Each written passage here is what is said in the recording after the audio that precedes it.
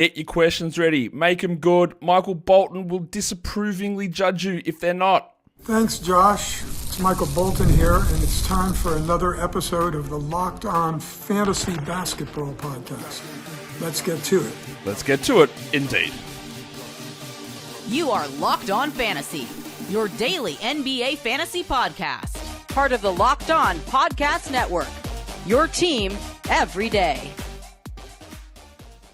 Hello and welcome to the Locked On Fantasy Basketball Podcast, brought to you by Basketball Monster. My name is Josh Lloyd, and give me all the bacon and eggs that you have. I'm also the lead fantasy analyst at basketballmonster.com, and you can find me on Blue Sky, joshlloyd.bsky.social, on Twitter at redrock_bball, on TikTok at redrock_bball, and on Instagram at Locked On Fantasy Basketball. Super Bowl 59 is here, and there's no better way to make every play more exciting than with FanDuel Sportsbook. New customers can bet just $5, and if you win, you score $200 in bonus bets. Download the app or head to fanduel.com to get started. Also, lockedondaily.com. Check it out over there. Get the newsletters for your favorite team. It's a great way to get the info that you need. Double bang, thumb, comment, all that stuff here on the video. If you're listening after the fact, welcome on the audio side. If you're here live, good luck to you guys as well. We are here to answer some fantasy basketball questions that you guys may have, and I'm joined by the venerable, the one and only, the man who has scared multiple sexually transmitted diseases into remission. It is Adam King. Welcome. Morning, mate. I'm very proud of that. Excited. I can actually see your face this morning. Sometimes I'm just looking at a nothing screen, so it's good to be talking to a face. That's because usually I turn it off to preserve like bandwidth here, and I forgot to do it. So we'll keep it on. It seems to be running okay. So we'll see how that goes. If it actually keeps up and we're able to maintain this charade. All right, let's get some questions going, Kingy. We're just going to get straight into this and see what people have to say. CFE, I love it. We're always going to get one of these. I love the questions. They're annoying, but here we go. Do you think Trey Murphy will be shut down? Kingy, do you want to buy into the shutdown discussions? Because I'm sure people know my thoughts on most of this stuff. Look, yeah, I'm not thinking that Pelicans are going to shut down or anything like that. I mean, he's got injury risk. He's had injury risk throughout his career, so there's a chance he doesn't play as many games as other players around him in terms of rankings, things like that. Shutting down, I'm not really considering a shutdown at this point. I think most of the time these shutdown discussions are overrated. They're very clear situations, Portland, Utah, and Brooklyn, that it's going to happen. But a lot of these times, you might have something in the final 10 days, 14 days of the season where something weird happens. That's why we don't play our leagues that long. But a general panic on shutdowns is just not warranted as a general rule. Most of the things you can see coming a mile away, and there's nothing to suggest that this is happening for Trey Murphy. So don't be too panicked about that. Here's another question for you from Shafi Quaishi, and I'm sure I screwed that up. I apologize. Would you drop Nick Richards, old BDNR? Kingy, would you drop Nick Richards to stash sticks Jalen Smith in Chicago? Would I do that? Look, yeah, I don't know. Nick Richards to me isn't this sort of super duper top 50 player that we need to be holding everywhere anyway. I think we saw, what did he have yesterday? 5 and 7 or something. Yeah, look, Kingy, you can just say it. He's bad. Like, he sucks, right? He's not a good basketball player. He will have big games. He beats up on shit teams. He is a bad team merchant. We've seen this. He's just a bad player. But, I think people had some, a little bit of extra spice on waiting for him to be good. It's not real. He's not that good. Yeah. So look, I think if you can absorb obviously a couple of weeks or whatever of Jalen Smith, although Smith was pretty good yesterday. If you can absorb, I guess, a little bit of uncertainty for a week, and we are exactly a week from the trade deadline, then I'm okay with that. Okay, to me, the chances of Vooch getting traded, it's always going to be less than 50%, right? That's always you're always less likely for that to happen. Is there a chance that Vooch gets hurt? Also, more likely than not, no. Is something going to happen at some point? Maybe, but these are all small chances. But like you said, you're not missing out on a top 50, a top 60, a top 70 player with Richards. So if you want to take that chance with a week to go before the deadline, I don't imagine many people are going to be like, I must have Nick Richards after yesterday. I don't think it costs you a huge amount if you do that, to be honest. I'm not sure that it's a big issue. Cristiano, welcome to the show for the first time ever. He says, should I keep Jaime Jaquez Jr. until we see what happens with Jimmy? He hasn't been playing much. Does Spo not like him? Well, I would say that Spoelstra just assigns him the appropriate level of playing time because he is also bad. What are we doing here? Thank you, Cristiano, for tuning in for the first time. I'd love to see you here. Great to have you here. I don't know why you would keep him waiting to see what happens with Jimmy. This is the perfect time for Jaquez. With Jimmy out and no one replacing him, he should be putting up big numbers. And for the last 15 weeks, that has not happened. So I do not see a reason to keep Jaime Jaquez. I don't see any situation at all where it makes sense to keep Jaime Jaquez in a 12-team format. Kingy, do you disagree with me? Do you think that he should be doing more? Like, what on earth is going on here? No, I don't think you have to hold him. He had, it was a weird 2 or 3 game stretch where he had a lot of steals. Yep, that is true. I only remember that because I think I was against, I don't know if it was you. It was against someone who had him. It was in industry pickup, I think. Maybe it wasn't you, but I was against. I don't think it was me. No, it wouldn't have been me. No, so someone who had him anyway. So no, I don't think, as you said, this is best case scenario right now, and he's not. He played 7 minutes yesterday. I had to go and check if there was an injury or something. No, he was sick the day before, so I think that okay. I think that may be part of it. But he's also getting 21 or 22 minutes most of these nights, and he's not part of their key 5 guys. So it's not outrageous. Shaq 2K, can I explain the amino acid legend nickname? What are you talking about? Like Al Farouk Aminu? Is that what on? Or is there who else is that? I feel like there's another one that I'm missing there. There was someone else, and now I've completely lost it. Shaq, drop it in the chat what you actually mean there. Here's a good one that I've talked about a little bit recently. Dropped a short on this. Brendan says, "Is Immanuel Quickley a dynasty buy low?" I think there's one very clear answer here, King, and I want to see if you actually agree or not. Dynasty and points are neither are my specialty, but yes, I think he probably is a buy low at the moment.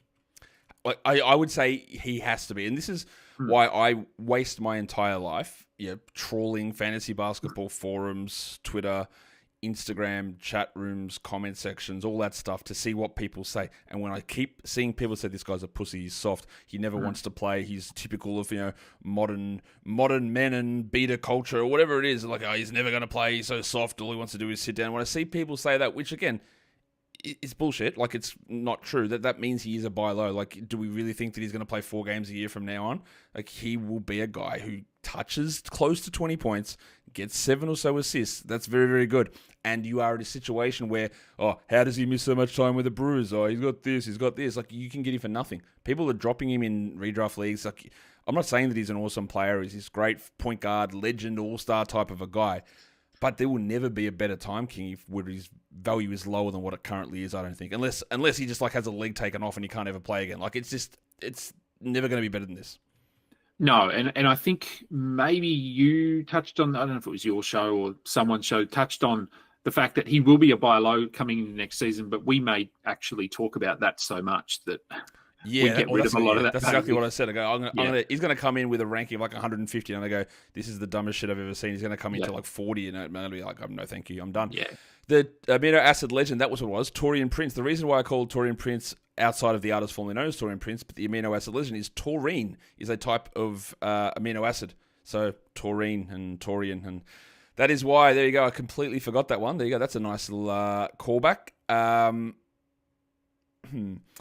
Christian, I don't really know how to answer that one, so I'm not going to answer it. We're going to come back, get more of your questions in, and we'll come back to get more of them done, because I've got to tell you guys about today's sponsor, which is TurboTax. As I just choke on my own tongue, this is a message from the sponsor, Intuit TurboTax. The way that this script is written for this, by the way, this is not in the script. It looks like I'm reading a hostage note, but that's okay. So I'm going to read it like it's a hostage note, and someone's forcibly doing this. Taxes was waiting and wondering and worrying if you were going to get any money back, and then waiting and wondering and worrying some more. And now Taxes is matching with a TurboTax expert who can do your taxes as soon as today. An expert who gives your taxes their undivided attention as they work on your return, while you get real-time updates on their progress so that you can focus on your day. An expert who will find you every deduction possible and file every form, every investment, everything with 100% accuracy. So all you do is get the most money back guaranteed. No waiting, no wondering, no worries. Now, this is Taxes. Get an expert now on TurboTax.com. Only available with TurboTax Live full service. Real-time updates only in iOS mobile app. See guaranteed details at turbotax.com/guarantees. And we're back, Kingy. All right, let's see what other questions we got here. Drew Eubanks, Senzu Bean asks, is he a solid handcuff hold in 14-team leagues if you own Walker Kessler? What do you think on Eubanks, who's getting a little bit of run at the moment? Kessler's getting phantom injuries all over the shop. What do you think? Pretty risky, I think. I mean, the whole handcuff situation is not generally one that we like to preach. I don't think in fantasy basketball. Eubanks, he's had a couple of good games. We've also seen him have a lot of bad games in the past where he isn't someone that we're worth rostering. So I don't know. It hasn't really occurred to me to go and grab him or anything like that. So I'm not that interested. I disagree. You're right about handcuffs, right? You are right. There's a general rule if you're making those draft picks, and I talked about this at length about Andre Drummond and Joel Embiid in the preseason, right? Is that having someone as a handcuff who might be a 13-minute player or a 0-minute player most of the time waiting for an injury is a garbage scenario. It's a terrible strategy. It does not work, right? It doesn't work. But when we talked about Juice McBride during the season, like, we're okay, well, someone gets hurt. If OG, if Brunson, if Bridges, if Hart get hurt, he might play 40 minutes. And at that time, he was playing 25 minutes a night. He was maybe like the 170th best player, which is not ideal. Like, I would love to have a team full of all top 110 players, right? But a guy that's 150th, 170th, you can get by with that if it takes, there's many avenues to get to top 80. I think that's sort of what Eubanks is doing now. It's not like he's getting zeros. It's not like he's playing 13 minutes. He's getting 1 to 2 starts a week. He's fine. I think it's actually a reasonable way to go about it. And he's also talking about a 14-team league as well, so we're going 180 deep or whatever it is. So I think that situation, and it gets why every little individual situation, every little nuance in your league, every little change in league size and roster size and transaction limit alters the parameters of a question. In this sort of format, absolutely, I would do that, because you might have a guy who's your second worst player or worst player, and then one day a week he's your 7th best player. And then that one day a week becomes 2 days a week. So all in all, King, I think yes. But this is not like every handcuff is the right way to go or anything like that, because that's not true. There's so many situations where that just doesn't work out whatsoever. John Posada says he's Ty Jerome, Cleveland's Juice McBride. So I guess you're just piggybacking off my question there. What do you make of what Milk is doing at the moment? First of all, Kingy, are you one of those freaks who just drinks a glass of milk? Just, I'm going to have a glass of milk. Are you one of those freaks? I am not. Thank you. W. No, look, my kids do. Well, no, my son does more so than my daughter. But he does like to mix the old banana quick in there. You guys have quick down in So the banana, which is rare, apparently, it's harder to find. We have to go to. I've only seen strawberry and chocolate. Yeah, so there is banana, but we have to go to the reject shop to get it. They often have it, or one of those sort of international candy store. Oh my god! Things. The greatest discovery. Speaking of international candy stores, this is not fantasy related. Obviously, get your questions in. But we had a package delivered to our door, and it's like one of those things. Oh, sorry, we missed you. I was home, but anyway, sorry I missed you. And it's like, are you going to go to this milk bar? If you don't know what milk bar is, it's like a corner store, it's a dairy, whatever you want to say. Like, go around the corner, go, what is this? What is this milk bar? Why am I picking up a package from a milk bar? I've never heard of this milk bar. So yesterday we went there, and it's this old school milk bar run by this old guy. And we walk in there, and it's just all US candies. And this old, like, Vietnamese guy is about 70, and it's like a fridge full of Arizona iced teas. I go, what is going on in this place? So I stocked up on Arizona iced teas, and I started grabbing all these like US snack foods. There's like boxes of Twinkies on the counter, which, again, for using in the States, that doesn't happen here. Those things aren't available. You can't just buy them anywhere. So this random corner milk bar in this pissy suburb around for me that's holding packages is now selling all US candy. So there you go. One of the biggest W's I've had in recent days. So yeah, a banana quick. Anyway, I think I don't like that. Okay, I don't know how far we get down this rabbit hole. What do you think of artificial banana flavor, like banana paddle pops? They're the goat, surely. I don't mind a banana paddle pop. Banana's a tough one because sometimes it's okay, the artificial flavoring, and sometimes it's not. But banana paddle pops, I'm on board with banana paddle pops for sure. All right, back to fantasy. Galahad said, "Why do I call Derek Whitehead the people? I don't call him the pimple because he's Whitehead. He's a pimple." But someone asked a question about Whitehead. He said he was mentioned in a recent video talking about like the Nets shutting guys down and having injuries, and you said that Whitehead looked terrible. I agree. He has looked terrible. He does have elite pedigree as a prospect. I am worried, Billy, that his lower body is absolutely done. He's multiple foot injuries. I am worried about that. I do think that he's got the potential to have like a 5-game stretch where he goes for 15, 5 and 5 or something like that. I think that, but I am quite worried about the status of his body, Kingy. Yeah, he's as you said, that pedigree is there, and we haven't even really seen flashes. There was one game, I think, earlier in the season where we got like double-digit scoring. I'm just going back through his box scores here. Yeah, so it was one random one. Yeah, so early December, he played 24 minutes. He had 18 points, all threes, 2 steals, 1 block. So, yeah, it's there, but they're just, I mean, the Nets just aren't using him. And if they were confident, they'd be using him now because they're using anyone else that turns up to training. So that's true. Yeah, so I do think that there's something there, but I'm not convinced that we're ever going to see it. All right.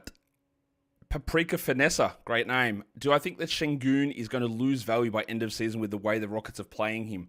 King, I'll pose it to you this way. It's a good question, but let me rephrase it, or let me add a little bit of spice or color onto the end of this. It's already happened. Like I don't know it goes any further than this, but to me, it's already happened. Like he is not playing 35 minutes a night. He plays like 31 or 32. There's sort of distributed touches in different areas. I think that what you're seeing now from Sengun is realistic rest of season. I don't think it's a linear path downwards. I think we've seen the drop, and I think this is where he settles. But have you noticed that drop, and how do you view that rest of season? Yeah, look, I've noticed it a little bit. He's still quite consistent. He's just not hitting the highs that we were sort of thinking he might. And part of that is just the Houston roster. Amen Thompson has just come on in leaps and bounds. Jabari Smith will also come back at some point. That could have an impact on him. So, yeah, I don't think he's going to get worse because, as you said, I think he has probably regressed a little bit from the first couple of weeks, month, whatever it was. But in saying that, he's still very solid, like still averaging, where is his averages? Still averaging a double-double, 5 assists, 1 to 1.5 steals. So he's still fine, but he isn't that top 30 player. Got a couple of really interesting short questions here that we're going to bang at. Gurup Basharan says, if Nurkic is traded to the Hawks, do we think he's possible must roster? I put this question up to approach it this way. You're just pulling situations out of your ass. Like, if he is traded and if it's to the Hawks, like, don't worry about it. Who cares? If it happens, we figure it out. Would he be a must roster? Probably not. I still think Okongwu would start. I still think Nurkic has got stuff to offer. But tying yourself up in a knot with a week to go before the trade deadline to imagine a scenario that probably doesn't happen to a team that it probably doesn't happen to, I think it's just bad process and a waste of your energy, and I've wasted too much time on it. Randy Mims says he's Trendon Watford a hold past the trade deadline. Kingy. Watford's interesting. I think I have him in a dynasty league somewhere, and he basically hasn't played, so he's just sitting there doing nothing for me. But we have seen when he was with Portland, especially, we've seen little flashes of what he can do. So yeah, he's basically been out of the rotation. Well, at least for the last month. He's had a hamstring injury all season. He's played like 3 games. He had a massive hammy for like 2 months, and he came back, and then he pinged it again out for 2 months. So he hasn't played. And the thing is, Kingy at the moment is that Sharp is out, who did his hamstring for the second time, and now Clowney hurt his ankle. So their backup center is literally Trendon Watford. That's it. Do you hold him past the trade deadline? Well, that doesn't make sense. Like you'd want to see what's happening at the deadline, if anyone's moved on from, and what the injury statuses are. But if he plays 25 a night because Clowney's only playing power forward, or Sharp is out, or Claxton's whatever, then yeah, but it's a bit of a harder one to get to. It needs multiple things to happen. Galahad asks a question: do you think that Rob Williams is a stronger ad rest of season if he is traded than Jalen Smith? I would think, Kingy, that Williams in his peak would have been better, but we just can't trust him to play enough minutes. So I think, if we're in situations here where we're looking at Williams being traded and Vooch being traded, I want Smith. Yeah, I think so. yeah, even now, like Rob Williams, he's very good at finding ways to miss games. He's one of those guys like a Ben Simmons who he's sick or he's injured or he does a hamstring or his ankle's sore or his back's sore. It's one thing after another. So, yes, I do think he's probably the better per game, perfect world player, but I have no trust. Here's one for you, King, and I've got a thing to piggyback here on Sinner's question. He says, does Amen Thompson go in the first 3 rounds next year? You were aggressive in drafting Amen Thompson this year in many drafts. Yep. So you can answer that part there first, the first 3 rounds. I was aggressive, and it's worked out quite well, and part of the reason I was aggressive was because he fits my unique builds more than anything. Do I think he goes first 3 rounds next year?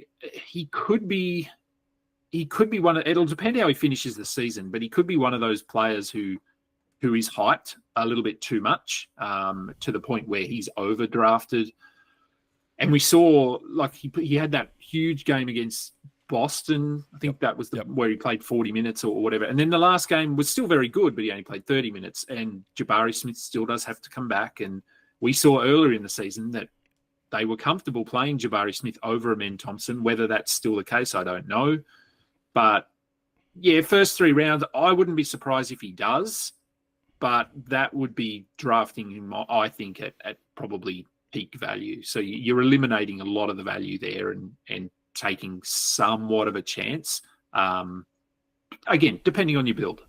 I think what's interesting with Amen is, you're right, we'll get more information here, because if they put him back to the bench when Jabari comes back and he plays 29 minutes a night, then no. But who knows what happens in the offseason? Fred VanVleet's got a team option. They might just decline that and he might go. So it's possible, right?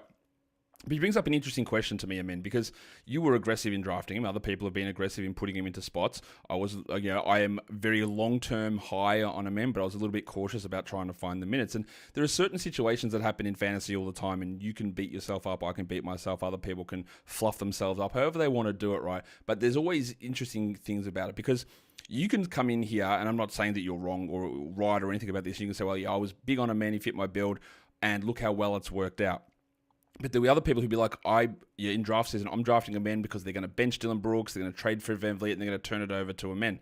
Now, that didn't happen, right? No. None of that stuff happened at all. And my thing of that was, I don't think that's going to happen, so I'm going to push Amen back down. What happened is it took an injury to happen to Jabari Smith, and then he started. So when I always go and talk about process and results and all that sort of stuff, if you had Amen at 50, for example, and he ends up as the 50th best player, you are technically correct. But if your reason for it was because they were going to bench Dylan Brooks and they were going to trade off Fred VanVleet and he was going to be a starter full-time all season, then your process was incorrect, but it led you to a correct result. How do you approach those sort of decisions when you're drafting?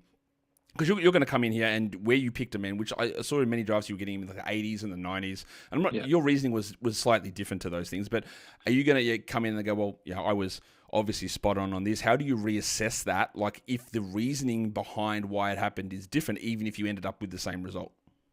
No, I'm not going to come in and say I was right here, because my sort of basis for drafting him, as you said, it was my build. So I was punting points, I was punting threes, I was punting free throws. So he fit that build. All I was expecting or hoping for, 25 minutes, good rebound numbers from the guard position, because I needed, he's a guard eligible player, good defensive stats, and efficient for a guard. And to start the season, he was sort of doing that to some degree. And then, like you said, injury to Jabari Smith, also injury to Tari Eason, meant that they were just able to throw him in there, and he's thrived. So I'm very happy with how it's turned out.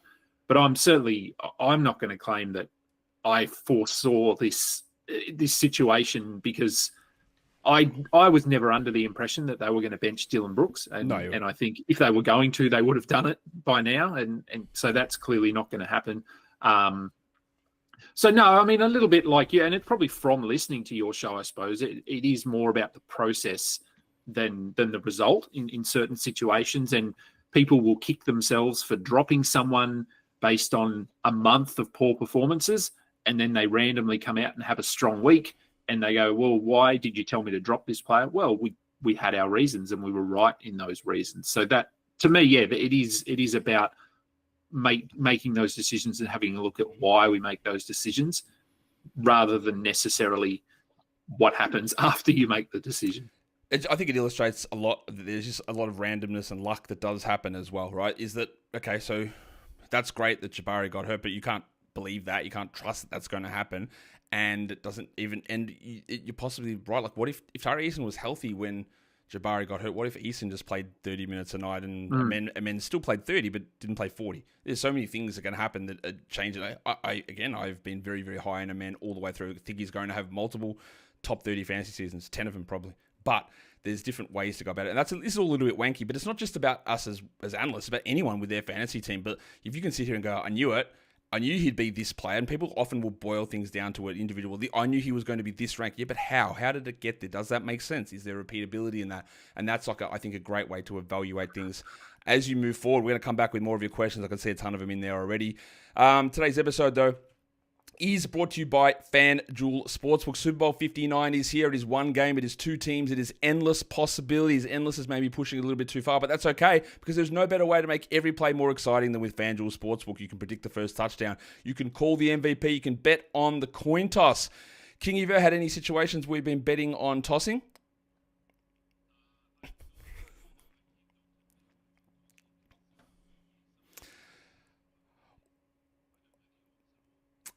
Yeah, the odds would be interesting for that one, but live betting on FanDuel, they've got everything that you need for the Super Bowl. The live betting feature lets you stay involved no matter what happens on the field. The app is super easy to navigate, and knowing that you can place a $5 bet and potentially win $200 in bonus bets for the Super Bowl, well, that is the icing on the cake. Download the app or head to FanDuel.com to get started. Bet just $5, and if you win, you'll score $200 in bonus bets. That is FanDuel.com. Bet with FanDuel, official partner of Super Bowl 59, and don't forget to gamble responsibly. Mr. 101 says, nice mug, Josh. What is my coffee? It is a... we're doing a bit of story time here, Kingy, so we'll just do a bit of story time. So in Australia, what I have is called a long black, right? You know what a long black is, Kingy. It's like it's water and it's an espresso shot. Like, so it's half and half, put up. So I was in America. That's what I've been drinking. Originally, I was just espresso. Then I moved to long blacks, right? So that's what I've got, my long black in here. And I was eating at was at the Cosmo, actually, in Vegas. We're having our breakfast and the server comes around. Would you like a coffee? My partner orders hers. And I say, yeah, I'll just have a long black. And then I went up to get my food. And my partner's black. So, and this guy was black as well. And he looks at her and he goes, what did he say? He's like, is he serious? Like, what's going on? Like, are you okay with him saying that? And then I realized that those coffees are called Americanos. So me saying to this black server that I wanted a long black didn't go particularly well at that stage. But lucky it was able to be explained away. But an Americano is what I'm having, not a long black. There you go. Maybe you thought I was complimenting him. I'm not sure. Anyway, that's that story. I and D, is Sochan going to be ready in time for fantasy playoffs? Go deep on Sochan. Okay, I don't need to go deep on him. Do I think he's going to be ready? I've got no idea. They are always extremely cautious, the Spurs, Kingy, in terms of these young guys coming back from injuries. When's your fantasy playoff start? I'm going to guess it's in 4 or 5 weeks. I would say yes, but we don't know. Maybe Steph Castle takes big steps forward and they keep playing him those minutes. Now, there are minutes they can cut. They can cut Keldon's minutes. They can cut Champagne's minutes further and get Sochan back. So I would say you're fairly safe if you're waiting for the fantasy playoffs. But how have you viewed Sochan's production in his, 3 games back from injury? Yeah, I think, as you said, Spurs are going to be very cautious here. I'd be relatively confident that by the fantasy playoffs, he should be okay and back to 30-plus minutes and potentially starting. I think the question of whether he starts is probably a question that we need to ask because Steph Castle has looked okay as a starter. But I think so. I mean, he played box scores here. He played, and it is also tough because the first 2 games that he played were in Paris. So I think all of the travel and everything like that. But yesterday he played 27 minutes. So he didn't produce that well, but the minutes were way up from that last game. So yeah, give it another 2-3 weeks. I think, barring a setback, he's back to normal. Zieno Z asks, we're just doing life and fantasy here. He says, how did my watch hunting journey go? Did I get something for my birthday? I didn't. I'm waiting on my guy. Because I'm trying to get a Rolex. And people don't know it's hard to get Rolexes. They gatekeep these watches. I'm trying to get them. But I did talk to my Rolex guy yesterday. And he's like, he's just edging me right on the edge. We're getting to that process where he's going to give me a watch, but I haven't got one yet. I'm still waiting on it. Kingy, this watch I've been saving up for, trying to get for my 45th, which was 2 days ago, and they're just edging me. And then like he gave me a call. He goes, "Oh, I know you want something for your birthday. Is that coming up?" I go, "Yeah, it was yesterday, mate." He goes, "Oh, I'm so sorry." So we'll see. Maybe next week. You never know. We'll never know. That's the update on that.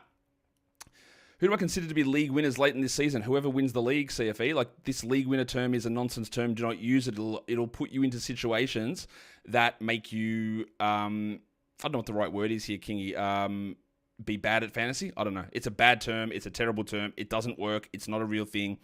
How do you view the league winner term? Or do you have a league winner that you've got? No, I don't. Maybe it's Harrison Barnes.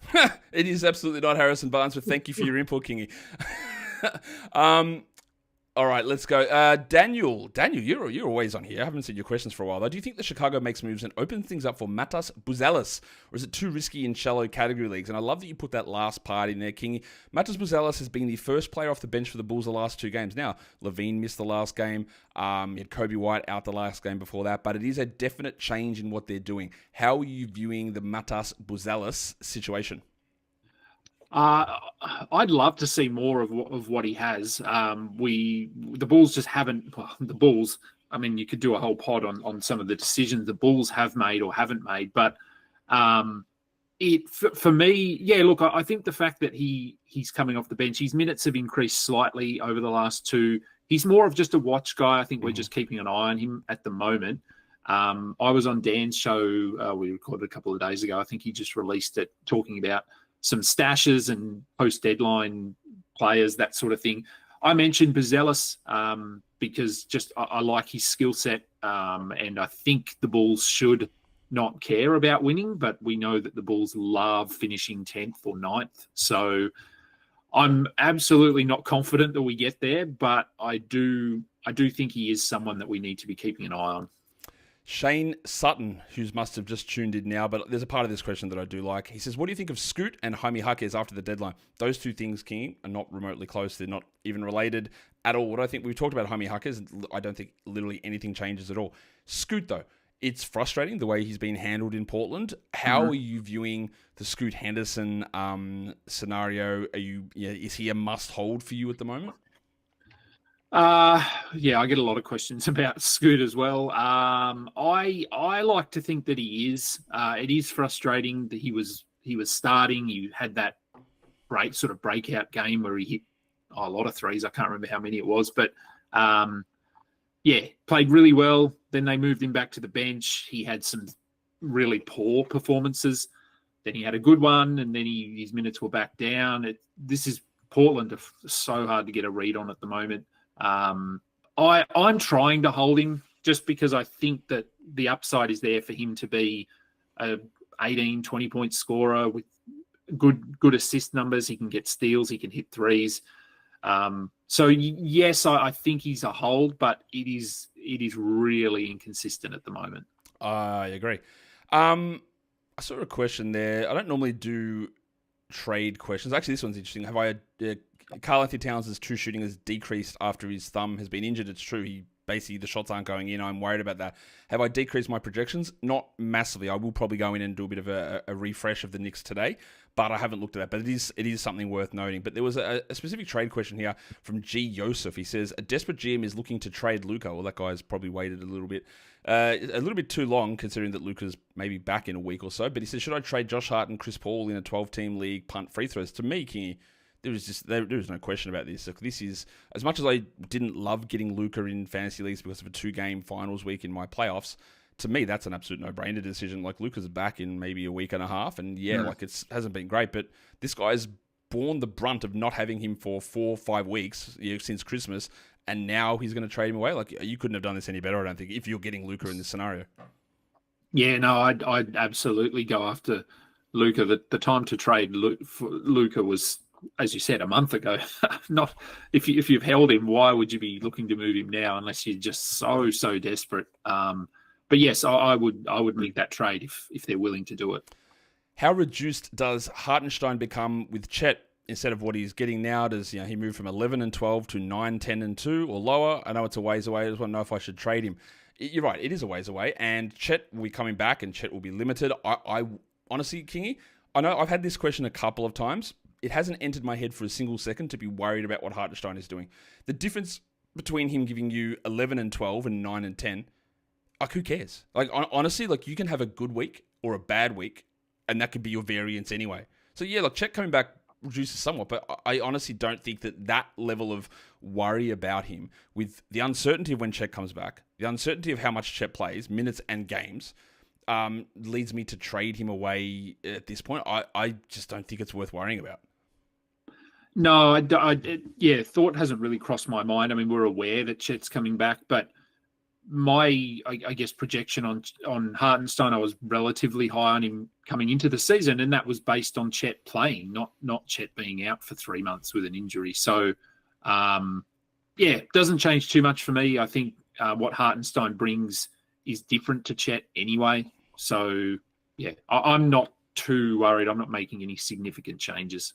Joel says, when Chet comes back, who goes to the bench? Is it Case and Wallace? I think Wallace already goes to the bench sometimes now anyway, and Wiggins will start or Joe will start. I think they'll vary it up a bit. Hartenstein may come off sometimes. You might see it Kaysen. I honestly don't think that the Thunder, Mark Dagnott doesn't sit there and go, this is my lineup and it is locked in and nothing is changing ever. He does not do that, so I don't think you need to be particularly worried. Kingy, we have extended our time here, so can you do one more? I can do one more. Jean Payano Cuevas says, is it time to move on from Middleton? Interesting question. Is it time to move on from him? Shallow leagues, yes, I don't think so. I do think so. Sorry, I don't think you need to hold him. Standard leagues, I've sort of talked about him a little bit in the same vein as like a Klay Thompson. So we sort of know who he is, but he's being limited. He's coming off the bench. The scoring, I think he had 22 or something, 23 in a game, and then he had 0 or 2. Very inconsistent. Standard leagues, I don't think you need to be holding him in every situation. Depends on your waivers, how deep do your rosters go, all of that sort of stuff. But I don't see him coming out and sort of being this top 50 player or anything anytime soon. I often will go early on a drop, and that's something that I do in terms of trying to read how things are progressing. And I was like, I think Middleton is a drop, whatever it was, when he started coming off the bench, 3 weeks ago, right? I said, okay. And then there'll be the occasional good game, and then people go, you just got to be patient. But there are all this stuff. When I say someone can be a drop, it's not everybody. If you're in a comfortable position, you hold, right? Because you're not desperate. You don't need to spam in big performances all the time. You can wait to see where it goes. But for some people, if you're just waiting and waiting and waiting, you're just going to keep pushing. It's like you got your own hand on the back of your head, pushing yourself under the water and go, who keeps doing this to me? Like this situation where they pushed him to 30 minutes, and as soon as he went to 30 minutes, they went, actually, we've got to come off the bench. He's got to manage his injuries better. And went, oh, holy shit, that's bad. Like, he can't play those minutes because they tried it, and the immediate decision was no. Off the bench, lower minutes. And 24 minutes a night, there'll be the occasional good game. But if you consistently just being the 120th best player, that sometimes you're worse than that, and then you go marginally better than that, it's not worth it, Kingy. Like, you can get way better value by, hey, this guy's hot right at the moment. Do I try to get a one-day stream of Moussa Diabate, for example, and then Mark Williams comes back, and then you move on to the next guy. There's more value in just utilizing that spot versus a 24-minute a night bench guy who had 0 points in 15 minutes in the last game. But that's going to just depend on your individual circumstance. So it's a good question, but as with everything in this, blanket answers don't always give the right thing. For some of you, holding on and seeing if he gets back to 30 is totally reasonable. It's probably the right thing to do. For others of you who are in battles where you go, okay, my playoffs start in 2 weeks and I am 7th, well, you can't do it. There's no point waiting to see what happens in 4 weeks because you're going to be bye-bye and not playing. So all about this individual context on these questions, I think, is very, very important. All right, King, we might be out of here. What have you got cooking at the moment? Just usual stuff.